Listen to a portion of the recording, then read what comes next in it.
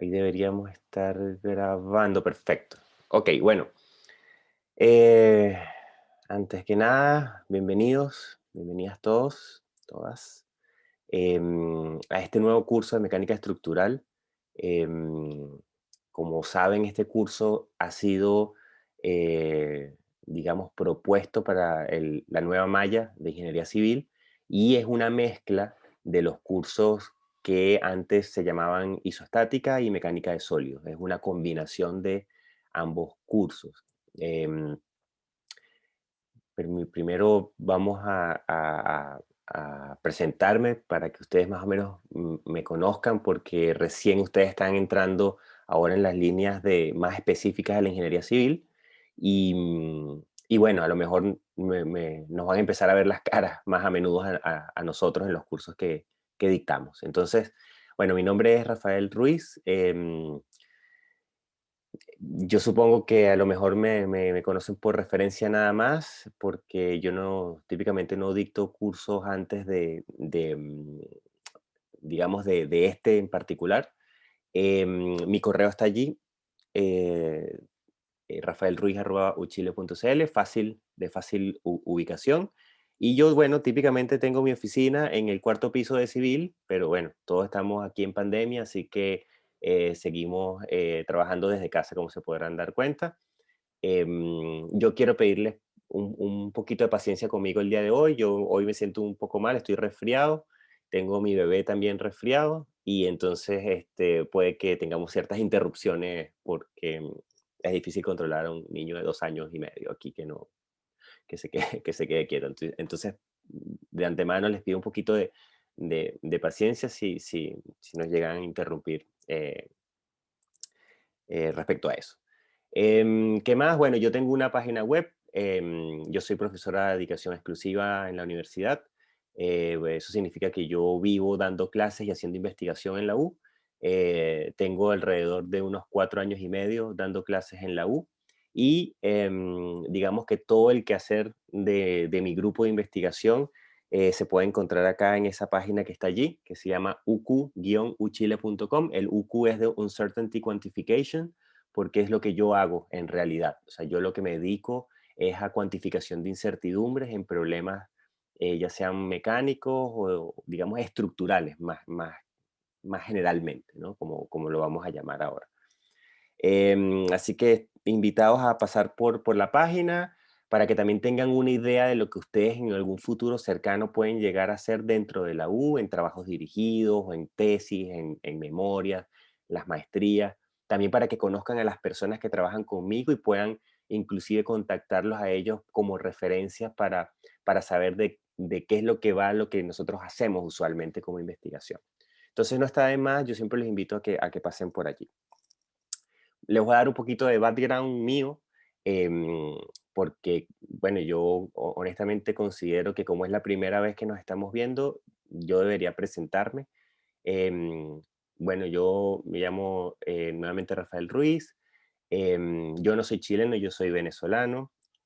Yo más o menos llegué a Chile hace 10 años, alrededor de 10 años, no en esta última oleada que acaba de llegar a Chile de venezolanos. Yo soy ingeniero mecánico, yo no soy ingeniero civil, ¿no? Yo soy ingeniero civil mecánico, sería acá, ¿no? Así que yo tengo, digamos, un trasfondo bien raro porque yo soy un poco civil, un poco mecánico, estoy como entre medio, ¿no?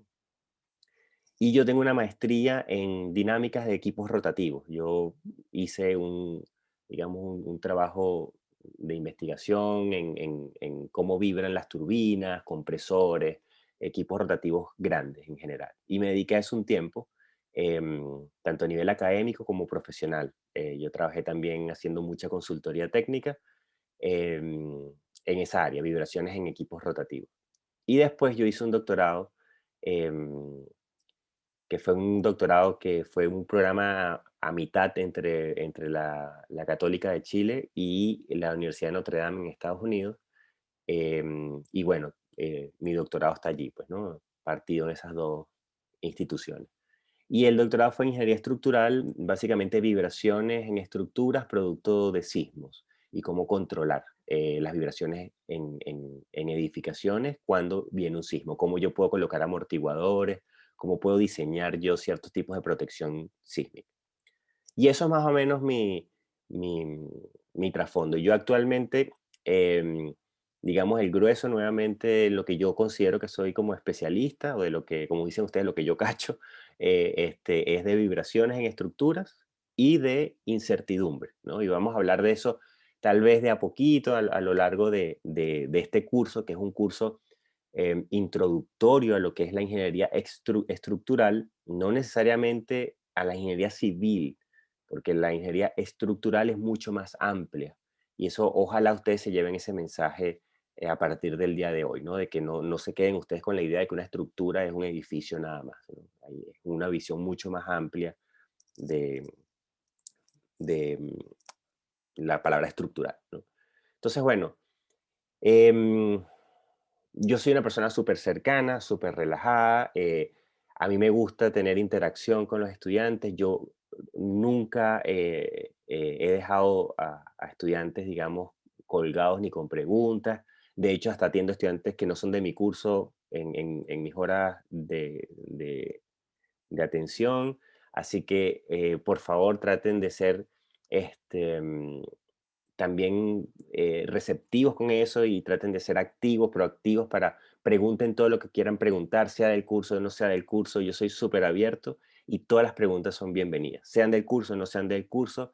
em, Así que la idea es que ustedes se entusiasmen, que ustedes sientan esa pasión por la ingeniería y que empiecen a despertar esa curiosidad en relación a lo técnico, ¿no? Y para eso nosotros estamos acá y yo les brindo a partir de hoy, pues, digamos, mi tiempo, ¿no? De lo que yo considero que debe ser un profe para los estudiantes. Así que aquí estamos básicamente, para ir creciendo todos juntos, ¿no? Y esto es importante que ustedes también lo sepan, que cuando uno da clase, eh, el tema de la enseñanza es un tema que es relativamente complejo porque involucra varias partes. Involucra mi parte de tratar de transmitir algo o tratar de colocar o sembrar o colocar un ambiente propicio para que ustedes puedan aprender.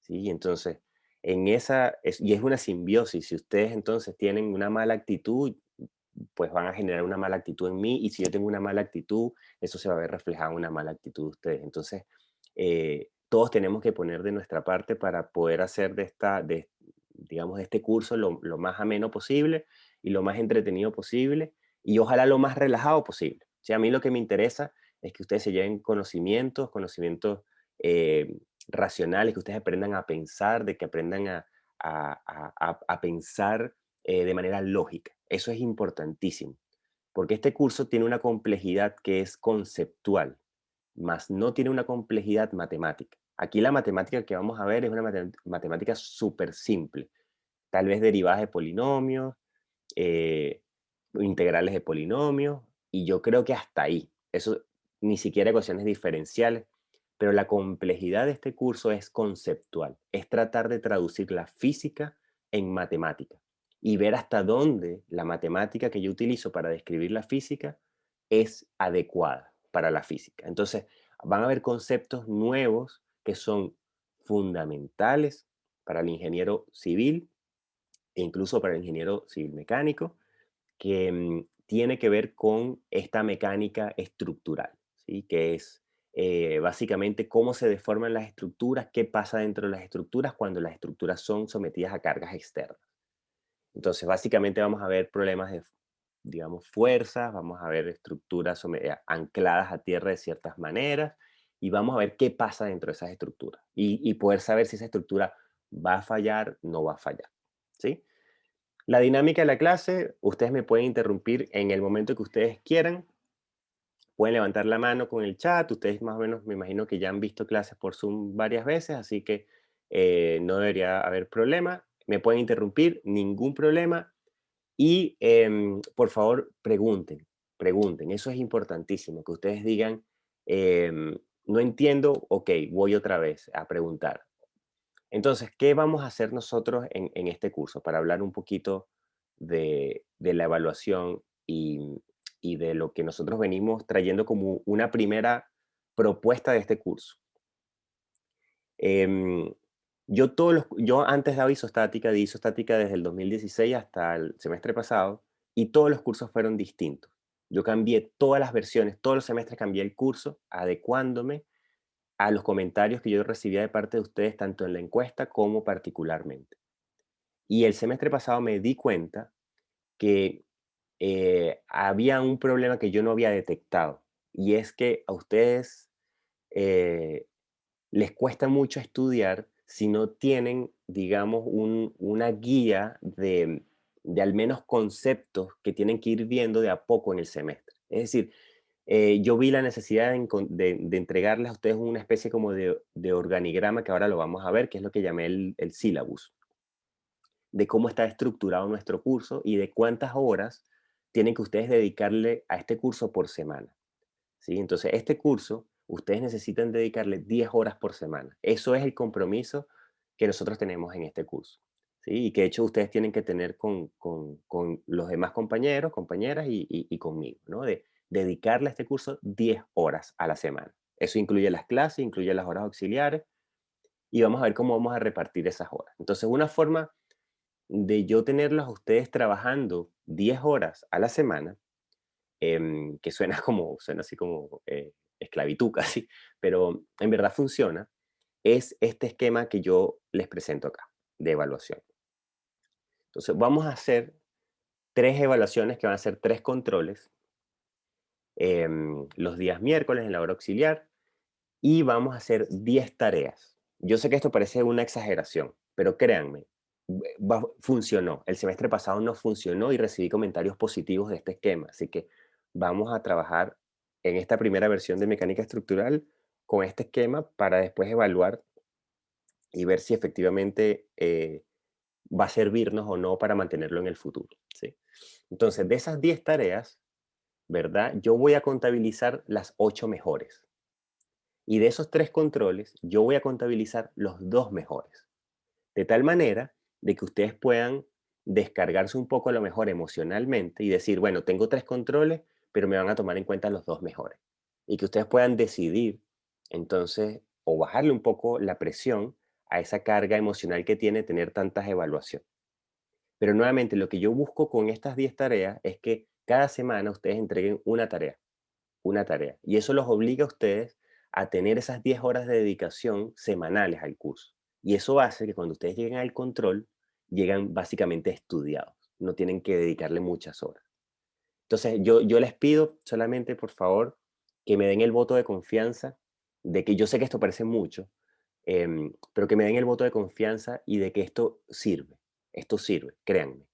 Em, y si no sirve, lo discutimos al final del curso, cuando ya sea demasiado tarde, pero bueno, lo podemos cambiar o adaptar para el siguiente semestre, ¿no? Ahí es parte de lo que yo les comentaba del crecimiento mutuo, ¿no? Yo vengo a dar clases acá, pero yo no me las sé todas. Yo voy aprendiendo a medida que yo voy dando clases y ustedes van aprendiendo, obviamente, a medida que van recibiendo clases. Entonces aquí ganamos todos. Yo gano para ir dando clases de una mejor manera, ustedes van ganando pues el aprendizaje, digamos, más específico de los contenidos. Y bueno, la ponderación entonces de las notas va a ser esa: 50% de las 8 mejores tareas, 50% las notas de las 2 mejores controles. Eso se pondera 50-50 y esa es la nota de presentación. Y hay un examen final que, por supuesto, se pueden eximir con una nota tradicional de 5,5, ¿sí? Con una ponderación de 60-40, tal como está allí, ¿no? Que sería esto que está acá abajo. Ok, entonces vamos a ver lo que yo llamé el syllabus, para que vean un segundo lo que, lo que les estoy comentando. Entonces, ¿qué va a suceder? Bueno, yo todos los martes, yo les voy a presentar a ustedes esta hojita para poder recordarles qué es lo que vamos a hacer nosotros en la semana. Entonces, ¿qué vamos a hacer nosotros en la semana? Esto fíjense, semana uno. Nosotros estamos teniendo entonces nuestra clase del día de hoy, ¿verdad? Que es de cátedras. Y después ustedes el día de mañana, y eso yo tengo que confirmarlo a lo largo del día, a ver si mañana vamos a tener clase o no. Este, em, Allí entonces está especificada la cantidad de horas incluso de lo que vamos a estar hablando. Y el esquema que yo voy a seguir es el siguiente. Yo los días martes, entonces doy una hora de clase, que es la clase que estamos ahora grabando, y al final de esa hora yo voy a dejar un espacio de media hora para conversar, hablar de lo que ustedes quieran hablar. Dudas, lo que ustedes quieran. Em, y de esa manera vamos a repetirlo, entonces todos los martes y jueves van a ser en ese mismo esquema, una hora de clase, media hora de consulta o de lo que ustedes quieran, conversación si lo quieren llamar así. Y después ustedes van a tener entonces acá que dedicarle 5 horas, fíjense esto es importante, 5 horas a este curso por semana de trabajo que es fuera de aulas, ¿sí? En todas las semanas. Y, y aquí esto es lo importante. Este curso, como conceptualmente es complejo, van a tener que dedicarle esas 5 horas. De otra manera va a ser un desastre. Entonces, la forma que yo tengo de obligarlos a ustedes a dedicarles esas 5 horas va a ser, por ejemplo, en la semana que viene, la asignación de una tarea que se va a hacer este viernes para entregar el viernes de la siguiente semana.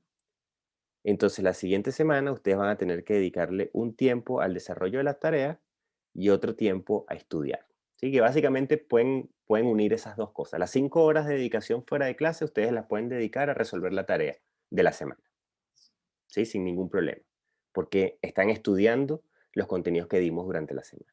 Entonces, esto lo voy a sacar yo todos los martes. Todos los martes les voy a recordar y les voy a decir, recuérdense que nosotros tenemos una entrega tal día, recuérdense que hoy vamos a ver tal cosa, mañana tienen clase o no tienen clase.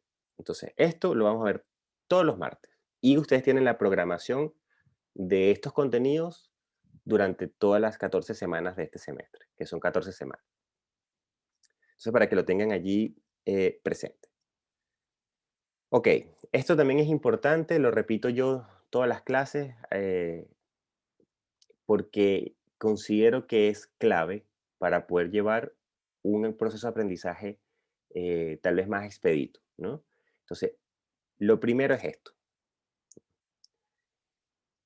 El que sabe no aprende, aprende el que duda, ¿sí? Y esto es importante, porque cuando ustedes están en un semestre y están estudiando, y esto es una parte latera, ¿ah? De mi discurso, por supuesto yo hablo muchísimo, a lo mejor ustedes tienen referencia de eso, yo soy una persona que habla mucho. Así que bueno, están sobreavisados de que yo soy, me puedo encadenar fácilmente un rato largo para hablar de cosas que no son técnicas, ¿no? Entonces, ¿qué sucede con este punto? Cuando yo estoy seguro de algo, yo dejé mi proceso de aprendizaje de lado, porque ya yo conozco. Cuando yo conozco y estoy completamente seguro de algo, yo no estoy en un proceso de aprendizaje, ya yo lo pasé. ¿Sí? Por lo tanto, el proceso de aprendizaje ocurre mientras yo dudo de las cosas. Entonces, ustedes tienen que tratar de aprender a abrazar la duda. Yo sé que a ustedes les genera mucha incertidumbre el tema de que, estoy estudiando algo y no entiendo, y no entiendo, y no entiendo. Bueno, ustedes están aprendiendo en ese momento, ¿no? Y eso tienen que recordarlo. Cuando ustedes se sientan que no entienden, es porque ustedes están durante el proceso de aprendizaje. El momento que ustedes digan, ya yo sé hacer esto, ya lo entendí. Entonces ustedes, como no existe duda, ya ustedes aprendieron. Y eso es importante. Hay que aprender a abrazar el estado de duda, a pesar de que nos genera a nosotros una especie de inconformidad o algún tipo de incomodidad mental, ¿no? Hay que aprender a abrazar ese estado de duda. Y aquí, ¿verdad? Esto es otro tema importante. Cuando yo estoy seguro, cuando yo creo que sé algo, yo tengo que también estar dispuesto, ¿verdad? A soltar eso que yo sé. Es decir, a poner en duda lo que yo creo que sé. Y estas son las dos claves del aprendizaje. Y se los coloco allí porque yo considero que abordar un curso o abordar un proceso de aprendizaje, teniendo claro estas dos, o al menos teniéndola presentes esas dos oraciones, les puede a ustedes ayudar mucho, ¿no? Sobre todo a buscar un poco de calma mental para poder abordar un tema a lo mejor complicado, complejo a nivel conceptual. No existen preguntas tontas, no existen preguntas tontas. Em, Aquí se respetan todo tipo de opiniones, así que por favor, de verdad, siéntanse libres de hacer, preguntar lo que ustedes consideren pertinente. Entonces, bueno, el curso, para entrar un poquito ya aquí en calor, el curso. El curso se divide en 4 grandes capítulos. El primer capítulo es sistemas de fuerzas. Básicamente es hablar de lo que ustedes mal llaman desde las físicas torsión, que son en verdad momentos, y también lo llaman momentum, es una cosa distinta. Momento, que es el concepto que ustedes tienen de torsión desde la física. Vamos a hablar de fuerzas como vectores. Entonces, momento como vectores, fuerzas como vectores. Vamos después a pasar sobre sistemas uniaxiales, es decir, qué pasa con estructuras que son o pueden ser consideradas uniaxiales. Y después vamos a empezar a hablar de tensión de formación y vamos a empezar a hablar de cómo esa tensión y deformación se puede llevar a cabo, ahí les di, am, a elementos o estructuras uniaxiales, ¿no? Entonces esto es lo que nosotros vamos a estar hablando durante el curso. Entonces, ¿por qué es importante saber de mecánica estructural? Entonces, aquí lo importante es que yo tengo un sinfín de estructuras, ¿verdad? Que como las que estamos viendo allí, tenemos, por ejemplo, represas, hay aquí grúas, esto es un puerto, hay grúas, está, bueno, el Burj Khalifa, una estructura, una edificación altísima, aviones, tanques, puentes, en fin, hay un montón de tipos de problemas, pero también esas estructuras están compuestas por distintos tipos de materiales. Y no solamente distintos tipos de materiales, sino también están sometidas a distintos tipos de excitaciones, choques, terremotos, explosiones, nieve, huracanes, peso de algún equipo que yo coloque dentro o sobre una estructura. Y también tiene que ver em, el uso que yo le quiero dar a la estructura, ¿no? Entonces aquí hablamos también de niveles de seguridad. No es lo mismo tener una torre de enfriamiento de una planta nuclear a tener un silo almacenador de granos, por ejemplo, ¿no? No es lo mismo, no calculo las edificaciones con el mismo criterio de seguridad. Entonces, la mecánica estructural, ¿verdad? Para nosotros poder atacar problemas tan diversos, desde todo tipo, desde excitaciones, formas, seguridad, materiales, nosotros necesitamos conocer cómo abordar ese proceso de diseño. ¿Sí? ¿Cómo puedo yo saber si una estructura resiste o no resiste? Y este curso no es un curso de diseño, este es un curso conceptual de ver qué es lo que le sucede a una estructura cuando es sometida a cargas externas, ¿sí? Esto es lo que vamos a ver en este curso es paso previo a sus cursos de diseño, ¿sí? Entonces es muy importante que sepan hacia dónde va esto. Por supuesto, también tenemos estructuras de muchísima complejidad y tenemos, en particular en la ingeniería civil, un desafío a nivel de construcción de edificaciones o de estructuras grandes.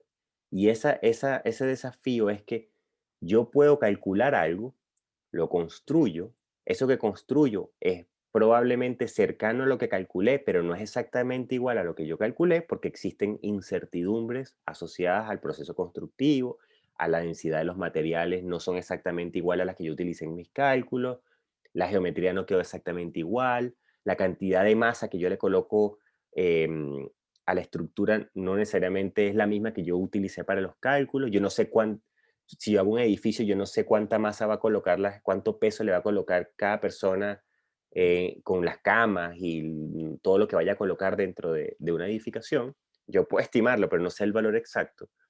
Y entonces el desafío que hay desde la ingeniería civil es que cuando yo construyo, recién cuando está construido, es que yo puedo cotejar o comparar esa realidad versus lo que yo calculé. Y yo después no puedo afinar el cálculo porque ya la estructura está construida. Yo lo que puedo hacer es tratar de identificar dónde estaban las diferencias para que en el siguiente diseño yo pueda abordar mi proceso de cálculo de una manera más específica. Si ustedes se dan cuenta acá, bueno, esto que está aquí es el Costanera Center, em, estructura de la cual a mí me estorba un poco visualmente en la ciudad. No soy, yo no soy muy fanático del Costanera Center porque me parece súper invasivo, pero bueno, la futura pirámide de Egipto, ¿no? Esperemos que 2000 años después, ojalá Santiago todavía no desaparezca, ¿verdad? Y la civilización diga, oh, mira, impresionante que hayan hecho una torre a esta altura en Sudamérica, en un país sísmico. Y para que solamente tengan una idea, aquí en rojo está el Burj Khalifa, lo coloqué para que tengan ustedes una idea. El Costanera Center tiene 300 metros de altura, así aproximadamente. Bueno, ese Costanera Center llega aquí, más o menos, ¿sí? Es decir, que el Burj Khalifa son dos costaneras juntos, más 2/3 de otro costanera. Es decir, son casi tres costaneras Center. Entonces, imagínense de verdad el desafío que representa esto para los ingenieros y sobre todo el, el compromiso que tiene un ingeniero civil a la hora de, o digamos, de manera moral o ética, de tener que construir de manera segura obras que son claramente descomunales, ¿no? Entonces, aquí hay un sentido también de responsabilidad que yo quiero que ustedes se lleven, de que ustedes digan, hey, ok, esto es un curso de mecánica estructural, pero ustedes tienen un compromiso ético, moral, de aprender estos conceptos de manera adecuada para que no sean un arma mortal cuando empiecen a trabajar. Em, ok, yo quisiera entonces ahora lanzar la primera encuesta. Yo lanzo encuestas aquí en el curso. Voy a lanzar la primera encuesta, ¿verdad? Son encuestas anónimas. No tienen, responden, es selección simple, no va a aparecer su nombre en ningún lado. Em, y la encuesta es la siguiente, ¿verdad? ¿Cuál de las siguientes opciones que aparecen ahí en la lista es una estructura? Pueden elegir múltiples opciones. O sea, ¿cuál de esas opciones que ustedes tienen allí ustedes creen que es una estructura o puede considerarse como una estructura?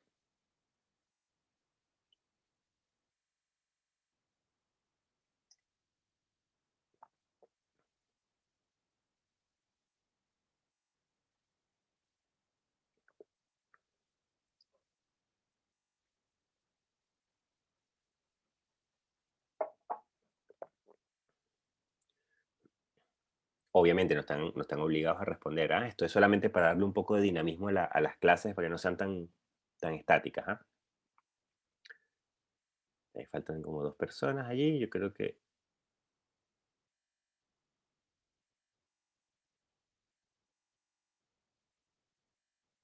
ok, bueno, están todos participando. Me alegra esto. Cierro la encuesta, todos respondieron. Muchísimas gracias.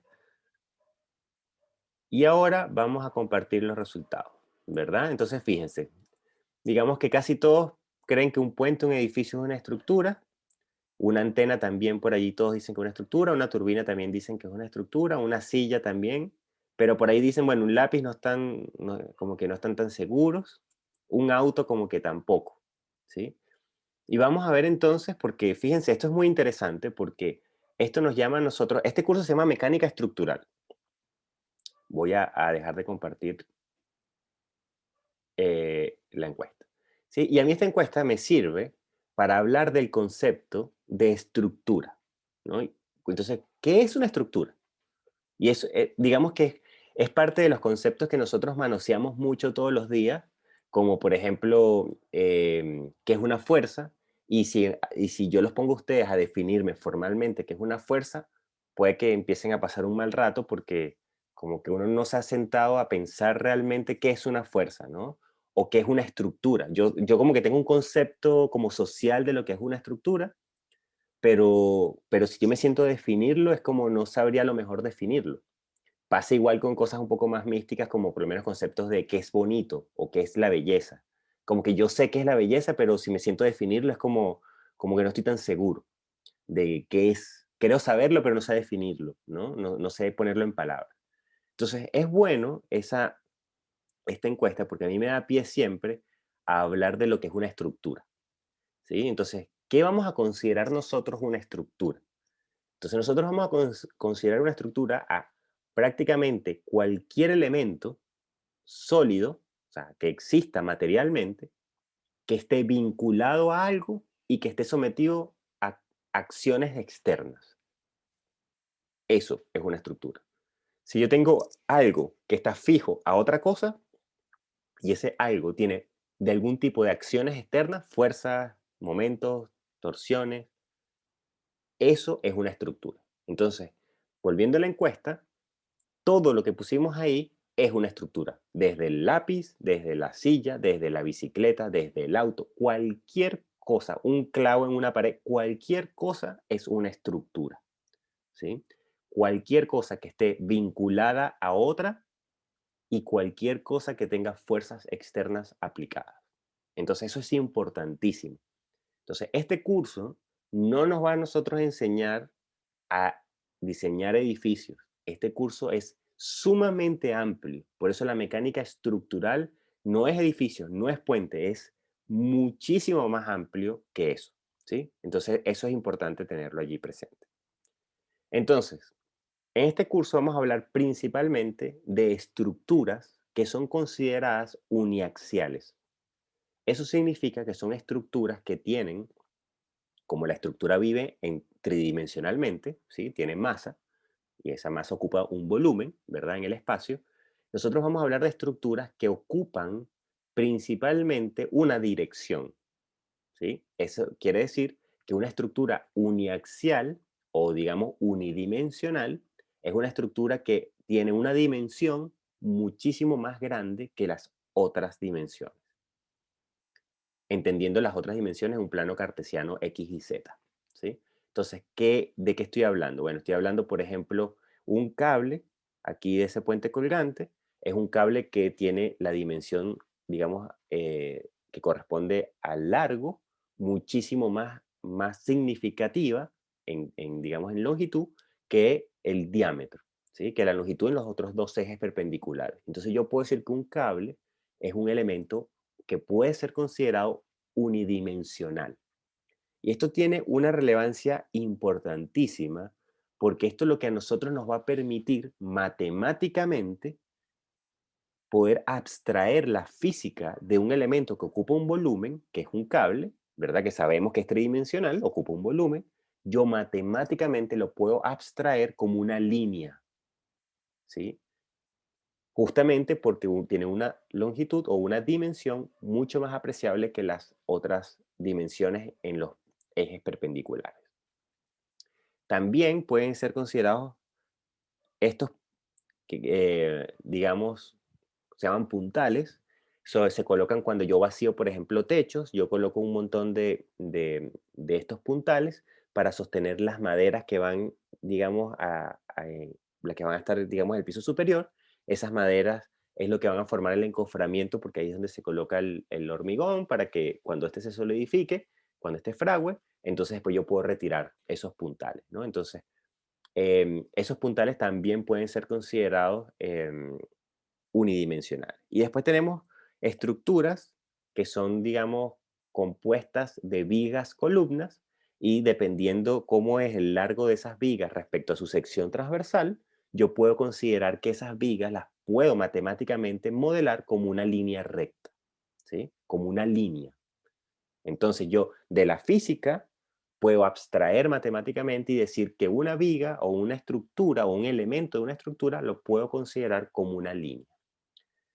Entonces, así como existen elementos estructurales unidimensionales, también existen elementos estructurales bidimensionales o abstracciones matemáticas bidimensionales para estructuras. Y ese es el caso cuando yo tengo una placa, por ejemplo. Yo tengo una mesa.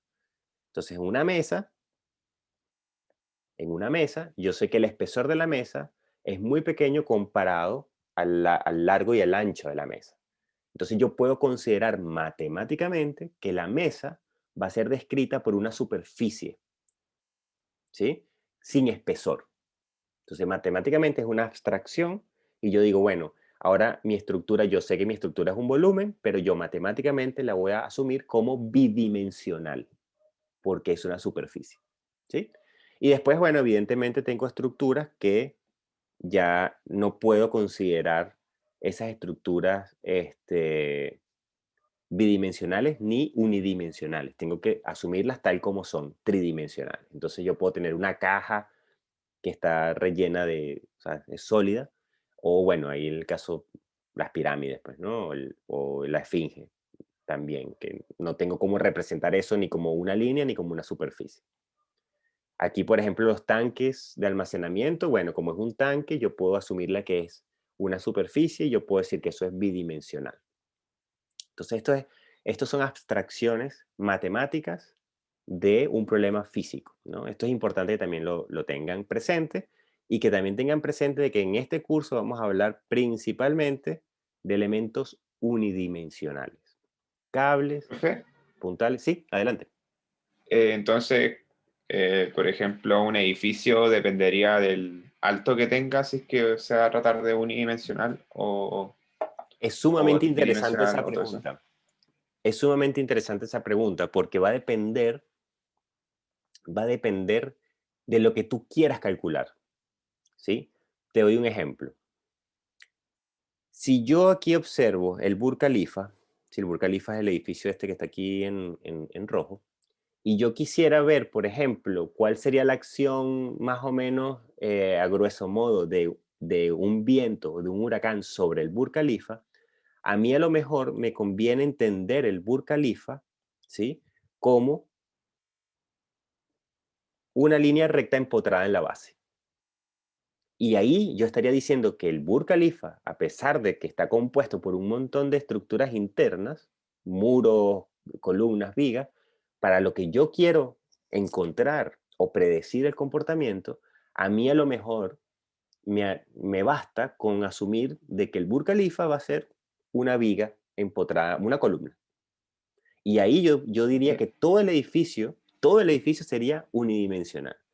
Ahora, si a mí me interesa, por ejemplo, un piso en específico del Burj Khalifa, yo a lo mejor tuviese que entrar a un modelo más parecido a esto, ¿sí? Entonces, ¿qué es lo que te quiero transmitir con estos comentarios? Es que en ingeniería no existen soluciones únicas. En ingeniería, uno lo que hace es tomar decisiones. Y por eso este curso es complicado, porque ustedes necesitan empezar a estar expuestos a problemas que se resuelven dependiendo de lo que ustedes consideren que es adecuado para resolver ese problema. Obviamente que yo también pudiera modelar el Burj Khalifa como un sólido, que las columnas las modelo en vez de como una línea, como un sólido tridimensionalmente, pero mientras yo le coloque más precisión, ¿verdad? Mientras matemáticamente sea más parecido a la física, la geometría, más costoso computacionalmente se vuelve el problema y es posible que en el caso incluso del Burj Khalifa yo no pueda resolverlo computacionalmente. Sí, es decir, no tengo capacidad computacional para modelando el Burj Khalifa tridimensionalmente, como debería ser, no tengo cómo resolverlo. Entonces tengo que empezar a simplificar el problema. ¿Sí? Ya, perfecto. Eso, To- profe. Pero es muy interesante la pregunta, ¿ah? Muy interesante. Entonces después, bueno, hay un montón, ahora, una vez que yo entiendo que vamos a trabajar con problemas uniaxiales, yo tengo un montón de elementos uniaxiales que los puedo unir para formar una estructura macro. Caso de un puente, ¿verdad? Un puente de enrejados, cada línea yo la voy a considerar, o sea, digamos, cada elemento acá, cada elemento lo voy a considerar como si fuese una línea matemáticamente, y yo puedo unir entonces esas líneas para formar un reticulado en 2D, en 3D, en lo que sea, ¿sí? Pero esa estructura, a pesar de que es tridimensional, está compuesta por elementos que son líneas, ¿sí? Entonces yo a partir de unir líneas puedo construir estructuras complejas en 2D o en 3D, pero el elemento sigue siendo unidimensional, ¿sí? Entonces una cosa es el elemento que vive en una dimensión, y otra cosa es la estructura, que ese elemento forma, que puede estar en más dimensiones. ¿Sí? Bueno, tenemos el caso aquí de lo que se llaman marcos arriostrados. Son marcos típicamente em, de estructuras de acero. Estos se llaman arriostrados excéntricamente. Esto ustedes lo van a ver más a profundidad en el futuro, en otros cursos de diseño. Y bueno, marcos rígidos, que sencillamente son columnas, vigas, columnas, uniones de vigas, columnas. Y bueno, aquí les coloqué algunos edificios que tienen muros, que es lo más común en Chile, ¿no? De edificaciones. Las edificaciones en Chile están hechas con muros, a excepción de estructuras que son más, ya sea tipo galpones, industriales, que están hechas con estos reticulados que están acá, ¿no? Con estos arriostramientos, o incluso así. Entonces, ¿qué nos interesa para seguir yendo al grano? ¿Qué nos interesa a nosotros tener como concepto, empezar a entender conceptualmente esto? Bueno, tenemos una estructura o un sistema estructural, en este caso es ese puente, ¿sí? Ese puente que está allí. Ese puente está apoyado a tierra, está vinculado a tierra a través de unos soportes, que son esos que están allí, son los apoyos. Y esos apoyos entonces generan una reacción. Entonces yo puedo tener mi estructura con unas cargas externas, ¿sí? Cargas externas colocadas sobre la estructura, y esas cargas externas generan una reacción en los apoyos. Entonces los apoyos generan, por principio de acción y reacción, generan entonces una fuerza opuesta para que la estructura no se mueva. Bueno, en este curso todo va a ser estático. Entonces aquí surge la pregunta, bueno, si yo hago un diagrama de cuerpo libre de ese puente, ¿verdad? Que sería esto que está acá. Es decir, yo quito los apoyos y sustituyo los apoyos por las reacciones respectivas, que son esas reacciones rojas que están ahí. Yo sé que hay unas fuerzas que están aplicadas en ciertos lugares de la estructura y que a raíz de esas fuerzas se generan entonces esas reacciones. Entonces, eso nos lleva a nosotros a pensar de manera lógica y decir, bueno, si es así, si yo tengo fuerzas externas y fuerzas en los apoyos, de alguna manera se tienen que transmitir las fuerzas externas desde donde están aplicadas a través de toda la estructura hacia los apoyos. Es decir, que la estructura en verdad funciona como un conductor de fuerzas. Y ese es el concepto que nosotros tenemos que empezar a entender, que una estructura lo que hace es llevar las fuerzas desde su punto de aplicación de las fuerzas externas, yo las transmito a lo largo de la estructura hasta los apoyos de la estructura. Entonces, la estructura es simplemente un conductor de fuerzas, ¿sí? Y eso es lo que nosotros, o bueno, eso es un poco el mensaje que yo quiero transmitir. Eso significa, ¿verdad? Que yo tengo fuerzas externas, tengo fuerzas de reacción, pero significa que dentro de la estructura también tienen que haber fuerzas, porque yo estoy transmitiendo al final fuerzas desde el punto de aplicación hasta el apoyo de la estructura. Entonces, dentro de la estructura tienen que haber fuerzas. Y esas fuerzas que ocurren dentro de la estructura es lo que nosotros vamos a llamar, y esto también es importante, esfuerzo. Entonces, acciones van a ser todo lo que es fuerza externa, todo lo que le ocurre de manera externa a, a la estructura. Las reacciones es tal cual principio de acción y reacción en los soportes o en los apoyos de la estructura. Y los esfuerzos es lo que le sucede a nivel de fuerzas dentro de la estructura. ¿Sí? Esto es sumamente importante, ¿no? Entonces vamos a tener fuerzas externas, fuerzas de reacción y vamos a tener esfuerzos. Ok. Vamos a hacer aquí un salto importante. Y esto es uno de los conceptos más complejos que a lo mejor vamos a introducir en la primera semana o en las primeras 2 semanas. ¿Sí? Profe, ¿Sí? Hay una pregunta. Ujú, ¿podría volver un poquito? ujú. Y respecto a estas presentaciones, ¿las prepara antes de las clases, de casualidad? Por si existe la posibilidad de que los suba como a material docente y nosotros lo vamos siguiendo mientras usted habla. Se me olvidó mencionarlo. Muchas gracias por comentármelo. Sí, Ya la había subido, creo. este material está arriba y siempre lo voy a subir una semana antes de las clases, ¿sí? No quiero subir todo el contenido del curso porque me parece que es muy abrumador. Yo prefiero ir subiendo el contenido semana a semana y de esa manera vamos a operar. Estas láminas, perdón, se me olvidó decir esto por completo. Em, Estas láminas están disponibles en un curso, las voy a subir siempre la semana antes de la clase. Esta la subí ayer. Pero están disponibles y las tienen ustedes disponibles para que puedan irlas viendo simultáneamente con la clase o las imprimen, como ustedes prefieran. Pero sí, están disponibles y van a estar disponibles todas las clases eh, de las que yo voy a presentar acá. O sea, todas estas presentaciones van a estar disponibles es- para que no tengan que copiar, pues evidentemente. Ok, entonces, concepto, grado de libertad. Entonces, el concepto de grado de libertad es la cantidad de movimientos independientes que un objeto puede hacer en un espacio. Para yo definir entonces grados de libertad necesito dos cosas. Necesito saber cuál es el objeto y necesito saber cuál es el espacio en el cual el objeto se va a mover.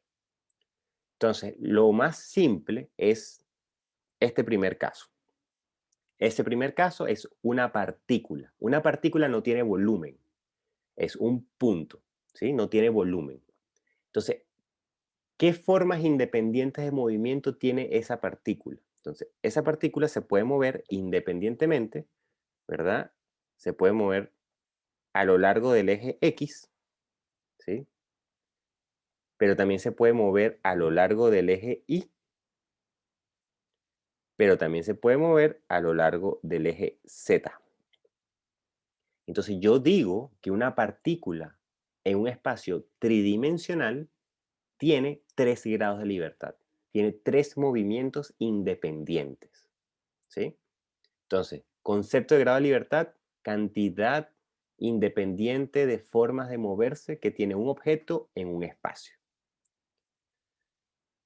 Esto es simple, pero a la vez no tanto, y va a requerir que ustedes muerdan un poquito estos conceptos, pero necesitamos abordarlos. Entonces, vamos ahora a ver qué es lo que le sucede a una partícula en un espacio bidimensional.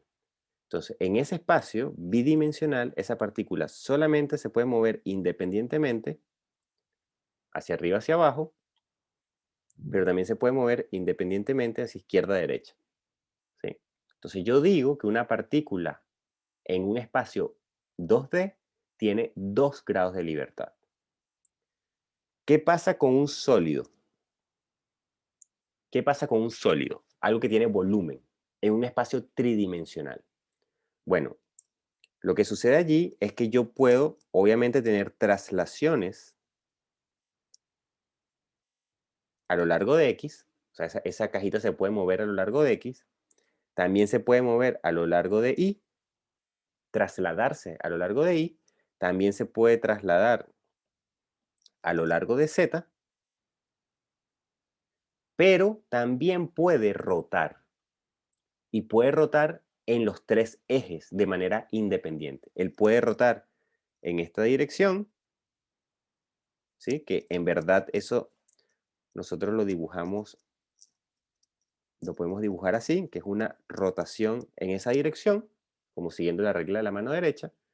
Yo también puedo decir que hay una rotación en esta dirección y también puedo decir que hay una rotación en esta dirección, ¿sí? Entonces yo digo que en un espacio tridimensional, un objeto que tiene volumen tiene 6 grados de libertad, que son 3 traslaciones y 3 rotaciones, ¿sí? Y vamos a ver qué pasa ahora en el espacio bidimensional. En el espacio bidimensional, ¿sí? Yo voy a tener entonces que un objeto que tiene no, en este caso no puede tener volumen en 2D, tiene que tener un área, ¿sí? Porque el espacio es bidimensional. Entonces, ese objeto que tiene área o tiene, digamos, superficie, él puede trasladarse vertical y horizontalmente, ¿sí? Él se puede trasladar así. Por lo tanto, tiene 2 grados de libertad, pero también él puede rotar. Él pudiera rotar en esta dirección o en la dirección contraria. Por lo tanto, se dice que ese objeto tiene 3 grados de libertad. Entonces, la partícula acá tiene 3 traslaciones. Esta partícula tiene 2 traslaciones. Este objeto tiene 3 traslaciones y 3 rotaciones. Y este que está acá tiene 2 traslaciones y una rotación. Ok. Si ustedes entienden esto, vamos a dar un salto abismal a ver qué es lo que ocurre si yo tengo, en vez de Profe, tener... Sí, cuéntame. cuando habla de rotación se refiere simplemente a que el cuerpo como que gira, ¿no? Claro, puede Ya. girar, correcto. Ujú. Sí, es como tener eh, como que esto se vuelve así, así. Profe, profe, Ajá. y después ya se pueden mezclar como entre los grados de libertad, por decir una forma, como que rote como respecto a dos ejes, por decir una forma, al mismo tiempo. Sí, claro, claro, claro. Sí, sí, Eh, sí, sí, sí. De hecho, yo puedo tener esta cajita que está acá en el espacio, un satélite dando vueltas en las 3 direcciones. Lo puedo tener así, lo puedo tener así. Ahí puedes tener las 3 rotaciones simultáneas. ¿Sí? Pero lo importante de esto es que yo tengo que entender cómo se mueve ese objeto flotando para que al vincularlo, saber si realmente ese objeto va a estar detenido o no. Pero ya vamos para allá, ya vamos para allá. Entonces, yo voy a lanzar ahora la segunda encuesta. La segunda encuesta es, ¿cuántos grados de libertad tiene una línea en 2D? Una línea que no tiene espesor, es una línea. ¿Cuántos grados de libertad tiene esa línea en 2D? Pensando, esa línea se puede trasladar, puede rotar. ¿Hacia dónde puede rotar? En 2D, solamente vive en el plano.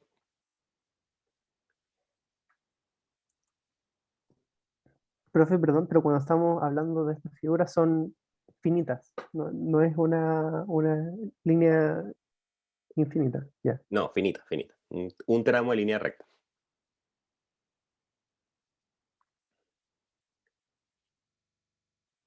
Ok,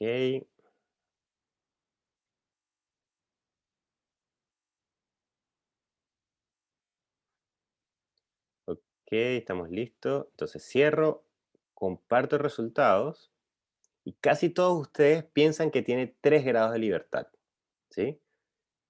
Tiene 3 grados de libertad. Vamos a ver cuáles son esos 3 grados de libertad. Voy a dejar de compartir. Usualmente yo uso 2 pantallas, pero hoy estoy aquí luchando con una sola.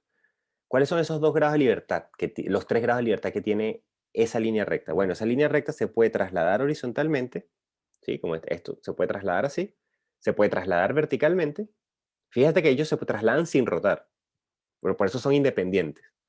Pero esa línea también puede rotar, que sería el tercer grado de libertad. Entonces, esa línea en 2D tiene 2 grados de traslación y 1 grado de rotación, ¿sí? Y esto nos lleva entonces a la tercera encuesta, que tiene que ver, esta es un poco más difícil, ¿eh? ¿Cuántos grados de libertad tiene la línea, pero ahora en un espacio tridimensional? Y voy a lanzar la encuesta nuevamente. ¿Cuántos grados de libertad tiene ahora una línea tridimensionalmente, en un espacio tridimensional?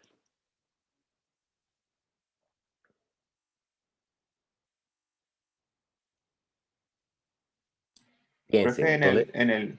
Ujú. en el ejemplo anterior, no es válido pensar que la línea como que gira sobre su propio eje, por decirlo de una forma. Ok, eso es el pensamiento, o sea, esa es la discusión que quiero traer.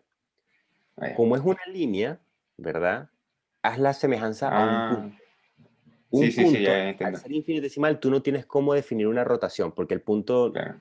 es muy chiquitito. Entonces, No un en una cilindro al línea, final. claro, si fuese un Ya, ya. cilindro, sí, porque tú tienes cómo saber, tiene volumen, ¿ves? Tiene dimensión. Pero Ya, en este perfecto. caso, al ser una línea, no. Y eso es lo que hace, Ah, y eso es lo que ya hace, entiendo. y ahí ya voy a sapear la respuesta. Cierro, que falta igual un par de personas. Ok, comparto los resultados. Y eso hace que esa línea tenga entonces 5 grados de libertad. Va a tener 3 traslaciones, que son como obvias, ¿no? Las 3 traslaciones en los 3 ejes. Tiene la rotación, ¿verdad? En uno de los ejes, vamos a suponer que la rotación en este caso fuese aquí a lo largo de este eje, ¿sí? Está rotando alrededor de ese eje. Él también pudiera rotar alrededor de Z, pero él no puede rotar alrededor de Y.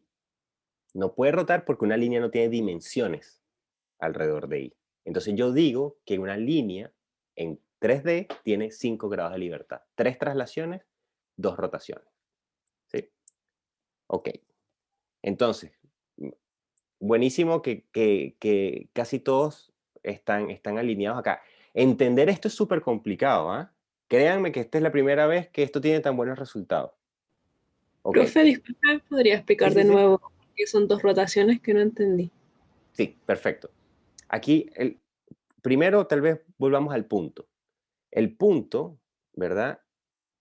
El punto solamente se puede trasladar. El punto no puede rotar porque el punto es una especie de idealización matemática, es algo que no existe físicamente y no tiene dimensiones. Como no tiene dimensiones, yo nada más puedo ubicar el punto en algún lugar del espacio, pero yo no puedo saber que el punto rota, ¿sí?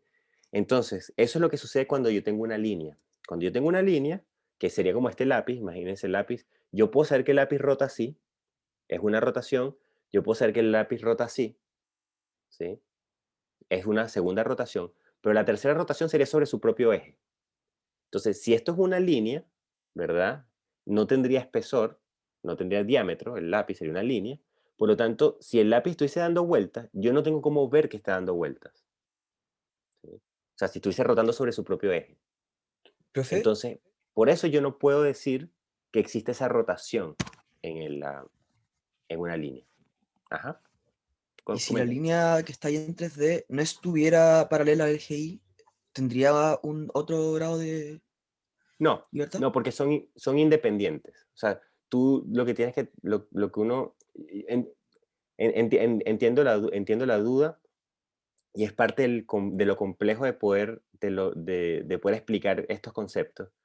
Em, el concepto de grados de libertad, tú siempre vas a tener un sistema de referencia que vas a poder mover y alinearlo para de la mejor manera que te convenga al objeto, ¿sí? No tiene que ver con que yo pueda tener una rotación que tenga una componente en un plano y en otro plano, o en un eje y otro eje, sino tiene que ver con la cantidad de información que yo necesito para describir la posición de un objeto en el espacio, ¿sí? Por ejemplo, si yo quiero ubicar esa línea espacialmente, yo tendría que primero decir, bueno, tengo ese punto de referencia y tengo que darles coordenadas X, Y, Z de ese punto. Y después, para ubicar la línea en el espacio, ya ubiqué un punto de la línea. Ahora tengo que ya ubiqué el punto de la línea. Ahora tengo que ubicar cómo está alineada esa línea respecto al sistema de referencia. Entonces, ¿qué tengo que dar? Bueno, el ángulo de inclinación respecto a un eje, el ángulo de inclinación respecto al otro, y ya. El tercer ángulo de inclinación sería respecto a su propio eje, que no tengo referencia, porque es una línea. Entonces, siempre necesito, los grados de libertad me dicen a mí cuánta información necesito yo dar para ubicar un objeto como una foto en el espacio. yo les prometo que esto les va a quedar un poquito más claro a medida que vayamos avanzando. Pero es un concepto complejo de empezar a entender, ¿no? Vamos ahora a mezclar este concepto, ¿sí? Entonces, yo puedo hablar de los grados de libertad de la estructura flotando, que es lo que acabamos de hacer. La estructura está flotando en el espacio y yo digo cuántos grados de libertad tiene. Entonces, ahora lo que vamos a hacer es vincular esa figura a tierra. Y vamos a ver cuántos grados de libertad tiene ahora esa nueva figura, ¿no? Entonces, aquí, en este primer caso, ¿sí? Aquí estamos hablando de 2D, siempre en 2D, ahora esta lámina que está acá. En 2D yo tengo una figura que tiene área, una superficie, que sería este rectángulo que está allí, ¿sí? Por lo tanto, él tiene, flotando en el espacio, tiene 3 grados de libertad, 2 traslaciones y la rotación, ¿sí? No tiene más grados, tiene 3 grados de libertad.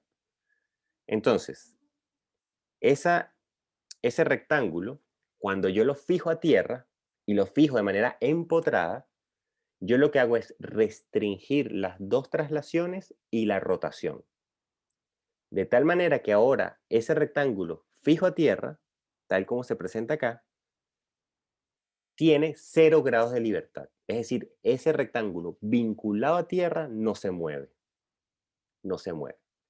Eso quiere decir que si yo hago un diagrama de cuerpo libre del rectángulo vinculado a tierra, ¿sí? Yo tengo que retirar el vínculo y sustituir el vínculo por las reacciones correspondientes. Y esas reacciones van a ser una reacción horizontal, una reacción vertical y una rotación, ¿sí? Entonces, esta estructura flotando en el espacio tiene 3 grados de libertad. Si yo la empotro, esa estructura empotrada tiene 0 grados de libertad. Por lo tanto, el empotramiento restringe 3 grados de libertad. Profe, Ujú. ¿en qué se diferencia este rectángulo con la línea? Como de que no pueda girar también sobre su mismo eje. Sería igual. Ah, Una línea que si nosotros tuviésemos aquí una línea empotrada, acá, así, fuese exactamente igual. pero como También, el rectángulo no puede también girar como sobre su mismo eje también aquí en este caso. claro, porque vamos a ver si puedo abrir Cuando está aquí. libre, que digamos. Cuando está libre, Porque gira, digamos, como circunferencia mirando como el plano, pero no podría girar el rectángulo como generando un cilindro al rotarlo. no, porque está en 2D nada más. Ah, ya. Está en 2D. Ya. Por eso es importante saber en qué espacio estoy trabajando. O sea, Ya, si yo perfecto. tengo aquí ese cilindro solamente puede girar en el plano. No puede girar así, fuera del plano. Porque ya mi problema no es 2D. Mi problema se vuelve tridimensional. Entonces, eso Perfecto. es importante. Ujú. Ok, entonces, y ya con esto vamos a terminar, ¿ah? Para no saturarlos tanto. Porque igual esto lo vamos a retomar el jueves, este concepto. Entonces, ¿qué sucede, por ejemplo, cuando yo tengo una articulación? Bueno, yo tengo este rectángulo, pero ahora está articulado a tierra. Entonces, resulta que esa articulación, ¿sí? Me restringe 2 grados de libertad, porque esa articulación lo que hace es tomar el rectángulo y permitir la rotación alrededor de ese punto. Entonces, esta estructura vinculada a tierra tiene 1 grado de libertad, que solamente es la rotación, ¿sí? Por lo tanto, yo digo que este vínculo que yo coloco acá, restringe 2 grados de libertad. Y como restringe 2 grados de libertad, cuando yo hago el diagrama de cuerpo libre, aparecen 2 fuerzas, ¿sí? Y aparecen Profe, fuerzas, ¿sí? Coméntame. algo que no me queda claro, quizás es porque estamos en 2D, que por ejemplo la estructura no puede como caerse en el plano, ¿sí? Como girar, como por ejemplo hacia adentro de la pantalla, Sí, no como puede girar formando, hacia adentro, correcto. ni hacia adentro ni hacia afuera, como ir Ni hacia girando. adentro hacia afuera, correcto. Ya, y eso es porque Solamente en estamos el en papel. 2D, ¿o no? Eso es porque estamos en 2D. Ya, perfecto. Eso porque Gracias. estamos en 2D. Sí, sí, eso es importantísimo. Sí. Y de esta manera, entonces, nosotros lo que vamos a hacer, esto lo voy a retomar la clase que viene, ¿ah? Porque esto es clave. Em, lo que nosotros necesitamos ahora es entender cuántos grados de libertad tiene la estructura flotando en el espacio, cuántos grados de libertad tiene la estructura fija a tierra y cuántos grados de libertad quitan o restringen los vínculos. Y eso es lo que me permite hacer a mí diagramas de cuerpo libre de manera correcta. ¿Sí? Entonces, como ya estamos pasados del tiempo, voy a dejar la clase hasta acá. Esto lo retomo el jueves para seguir hablando de... Ya no nos queda nada, porque esto es más de lo mismo. Para seguir hablando de esto y podemos tener todavía unos minutos más de conversación si ustedes lo quieren así o no. Entonces, yo lo que hago típicamente es que voy a detener la grabación porque yo los 30 minutos que son de consultas, yo no los grabo. ¿Sí? Em, Así que entonces yo aquí ahora hago pausa del video porque la clase termina acá.